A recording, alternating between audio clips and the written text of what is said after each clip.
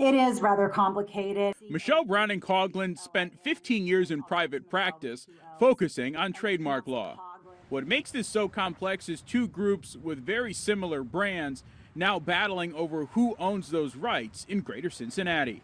But on Monday, one old Frisch's spot reopened as Dolly's. I would assume that they've been advised, and this is a calculated risk they're taking. The lawsuit claims that dozens of locations were shut down in the fall because the landlord in Michigan, Big Boy, had already agreed they'd reopen those restaurants. Dolly's is a different word, a different sound. So when we think about trademarks, we think of sight, sound, meaning. Customers notice some differences. The bun's a little bit different. The meat tasted really good. And I think the signature sauce, while being a little bit different, still really good.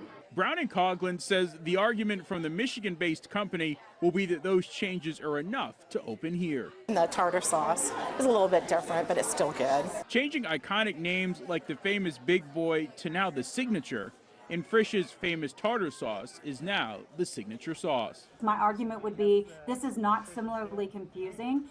The party that we have made enough changes to this brand that it's not similarly confusing, and therefore will not violate the likelihood of confusion factors that courts use. On the other side, we entered into an agreement. The agreement limits this brand to limits their use of a brand or a similarly confusing brand in this area. They're clearly moving into this area, and we don't believe that it's separate enough. Or there's no trademark police out there running around really who are going to enforce your mark for you. You have to enforce it. Hey there. Yeah, you could stop watching right now, but let's be honest, you don't want to do that. Hit the links or click subscribe to see more amazing content from all of us here at Local 12.